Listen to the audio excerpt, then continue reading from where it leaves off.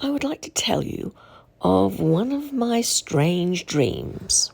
A dream that includes stories of being swallowed by a fish, stories of gods who could fly, stories of strange machines that made food.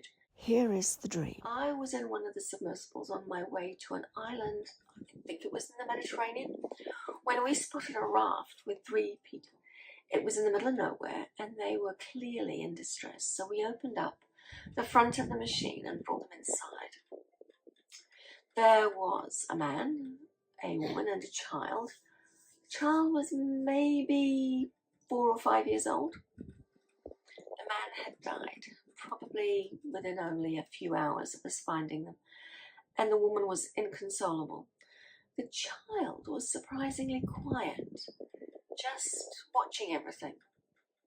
There was nothing we could do for the man, but we were able to sedate and comfort the woman while we hydrated her and the child. We were able to speak her language, and it was interesting because the child wasn't distressed and they weren't scared of us either. We were able to talk to the child right from the start, and the child said that they were running away from bad men who wanted to hurt them but couldn't explain why. They had no food or water left since, as the child put it, a long time. The child ate very politely, which was unusual for primitive people, but we knew it was not the norm. This child was different. This child was also incredibly bright, and it seemed to be studying everything about us. We were able to confirm that the woman was the mother, and a man who was much older was in fact the grandfather. Once the woman regained consciousness, she was still very anxious, but the child reassured her and introduced us to her as friends. Weird, I know, but the child was more accepting of us, and so she became more accepting because of that. She was somewhat confused as to where she was. The child kept telling her we were inside a fish. She couldn't reconcile that concept at all, but she was happy to get food and relax, and then she was willing to talk to us. She said she thought they were all going to die. She cried a little for the loss of her father, and then she proceeded to tell us how they came to be in this situation. The child was born when her family were away from the main group. They were a nomadic group, but often family groups would just go off alone to forage and later return to the group. The problems began because the child was born with both male and female parts. The family didn't know what to do. They were scared that the tribe would kill the child if they found out. So they tried to cover it up by claiming that the child was male and just ensuring that no one had the opportunity to have a look. And this was okay for a few years, but someone outside of the family found out, and superstition required that the child gifted to the water goddess. The mother said that if the child had to be gifted to the water goddess, then she would go too, and the grandfather also volunteered. Hence, the 3 of them were placed on a raft and sent out to sea. They were given enough food and water for 3 days. The belief was that the gods would decide what would happen to them. The mother immediately assumed that we were the gods and thanked us for giving them mercy. We told her we weren't the gods, but she ignored that anyway. We didn't know what to do with them.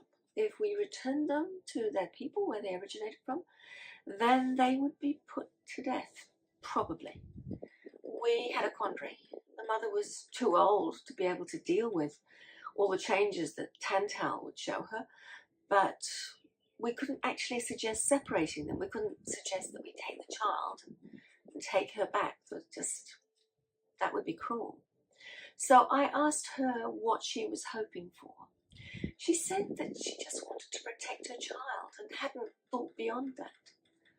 So we decided to find out if there maybe was one of the animal retreat locations from Tantal that we could used to accommodate them.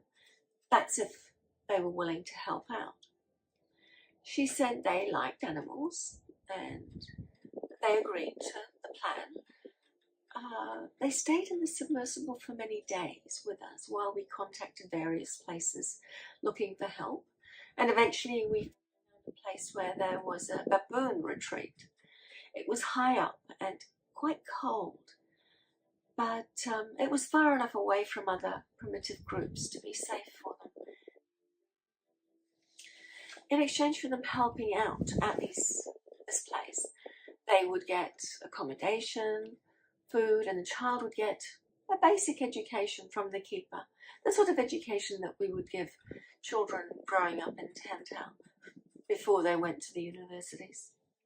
We explained to them that we would move them to their new home, but only while they were asleep, because we didn't want to scare them, and we felt that seeing the flying machine at this point may have been just a bit too much for them. Well, for the mother at least. You may think that this is where the story ends, but it doesn't.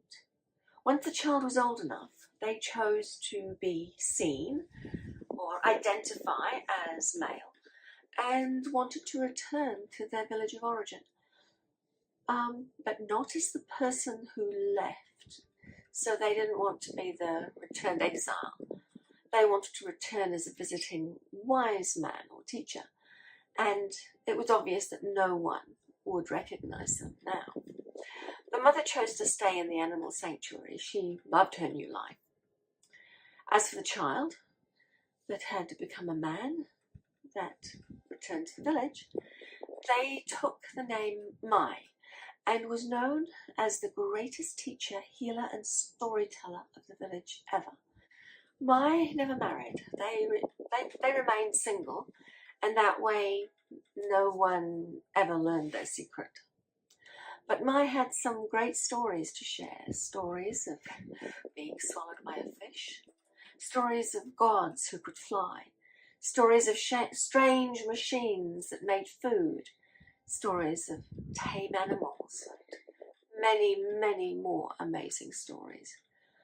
Mai spoke of respect for the earth, spoke for the love of all creatures, and for the love of each other, no matter how different a person may be.